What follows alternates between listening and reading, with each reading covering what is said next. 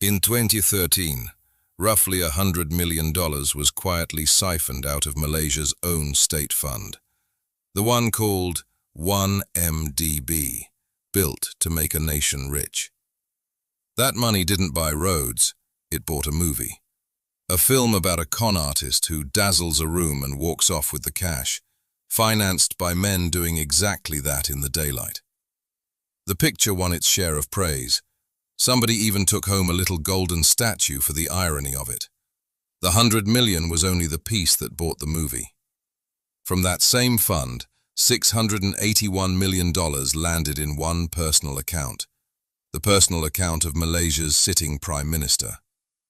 The same fund that paid for that movie sent him $681 million, nearly 7 times the film itself.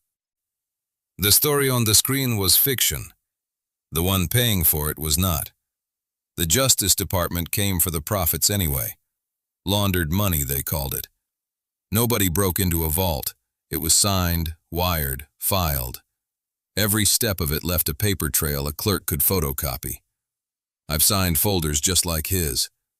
The thing a lifetime in the game taught me: $1 billion doesn't hide in the dark. It hides on paper you could hand the tax man without blinking. From my rooftop, I know the trick already. Before 2016, an all-cash Manhattan penthouse named its true owner to no one at all. Think about that word, bank. The bank is the one party in the whole deal legally obliged to ask who you are. Pay cash, and you delete the only person in the room who ever had to check. So here is what happened at the top of one Manhattan tower. A penthouse at 157 sold for just over $100 million, $100 million in change, recorded not to a person, but to 3 letters and 2 numbers. P8990 LLC. That was the buyer of record. Not a name a mother gave anyone. A deed, filed openly in the public registry, that any clerk could pull. One that named a company nobody had ever heard of. A company that owned nothing else in the world. The clerk in Delaware who files that company never asks who owns it. The state doesn't make him. That's the whole trick. All cash removes the bank. And before 2016, the government's own reporting rules on these deals asked for no beneficial owner at all. 3 doors that normally check a face, and every one of them held open. The true owner surfaced only in 2018, and not through any regulator, through a newspaper, and a homestead tax dispute in Texas that gave him away. Michael Dell. Most of the apartments in the top luxury towers are bought this way, not by people, but by nameless shell companies, paying all cash. Nobody hid. They just filed the paper and let the paper say nothing. Back at my desk in the den, 11.5 million leaked pages, 214,000 offshore shells, one lone Panama firm. That was the spring of 2016. The firm had a name, Mossack Fonseca. For 40 years, the firm answered one question for the very rich. How do you own something without your name ever touching it? Here is the detail that made it hold. One nominee director signed as officer of record for thousands of companies at once. One name for a whole industry. No stake, no vote, no signature that meant anything. And on the day each company was born, he signed one more thing. A resignation letter with no date. The real owner kept the only copy that mattered, in a drawer. Write in a date, and the front man simply stops existing. Beneath it sat something older, the bearer share. Whoever holds the paper owns the company. Hand the certificate across a table, and ownership crosses with it, leaving no record. And when the leak broke, investigators found Mossack Fonseca had been backdating its own minutes, writing the past to match the present. Iceland's Prime Minister was in there. A newspaper printed his name beside a company in the British Virgin Isles, and 2 days later, He was gone. Not charged, not rated. Every page had been legal, filed, held in that steel cabinet. The undated letter and the bearer share weren't hiding in the dark. They sat in a drawer, in daylight, waiting for a date. Goods in transit. 2 words on a customs form, and a painting stops belonging to any country on earth. Outside Geneva, in a numbered vault, a looted Modigliani. A seated man with a cane, taken from the Stettner family, sat 20 years registered as in transit, imported into no country, owing no duty, no VAT, no declaration. Geneva never opens that box. The vault's real owner is the Namad family's Panama shell, International Art Center, not the port itself. And it is not small. Something like $100 billion in art sleeps behind those doors, a year of a mid-sized nation. When a canvas changes hands, it doesn't travel. It moves one vault down the corridor on a private contract, and no ministry is told.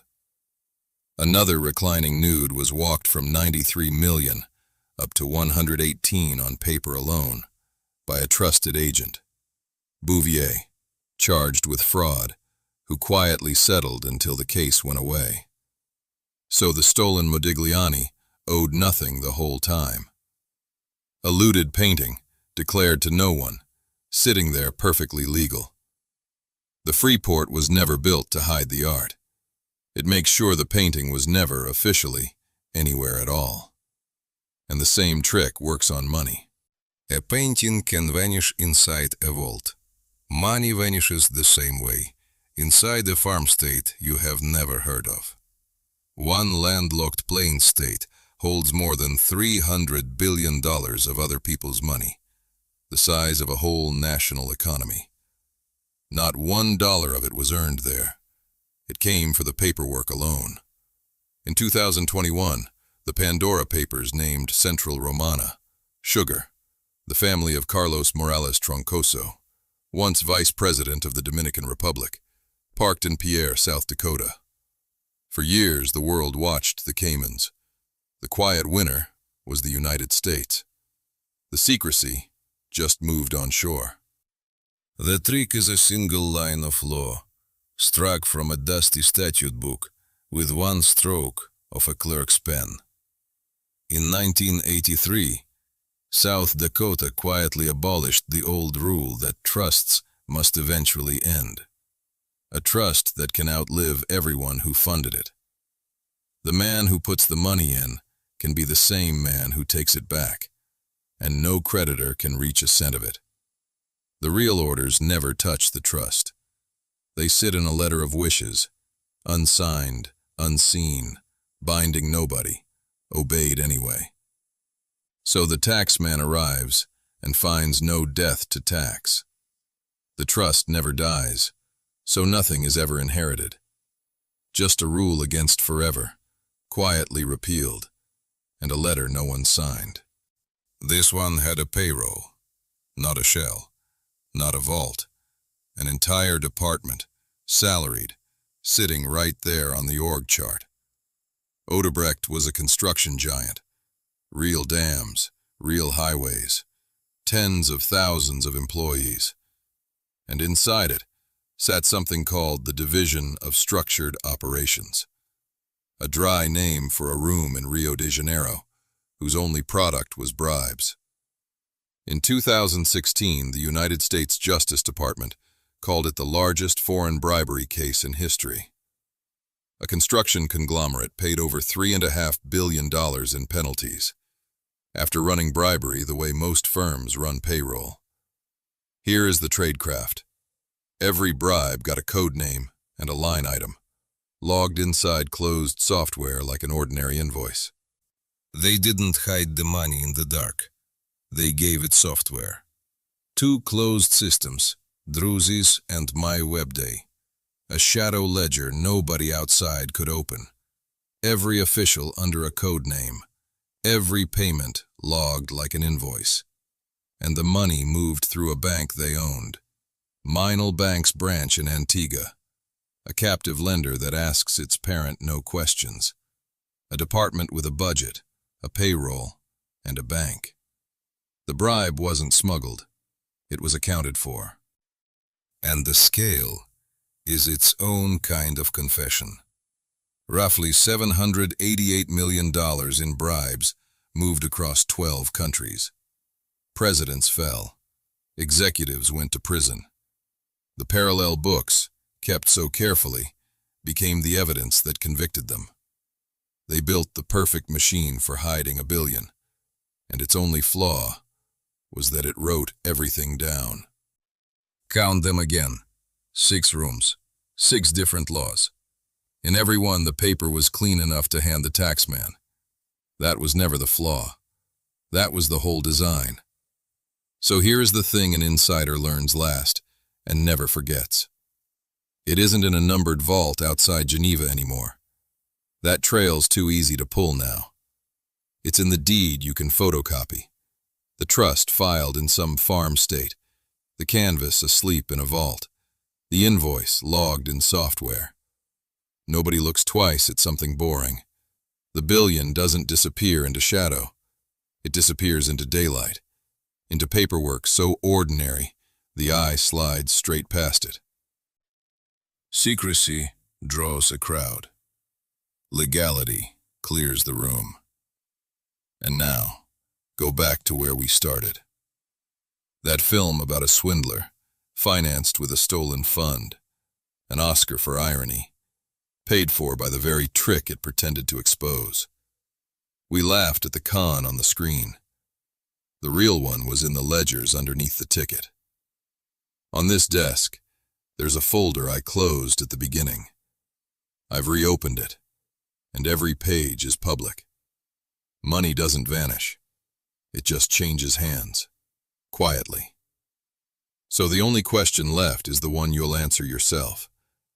Now that you've seen the paper, how much of it were you ever meant to read?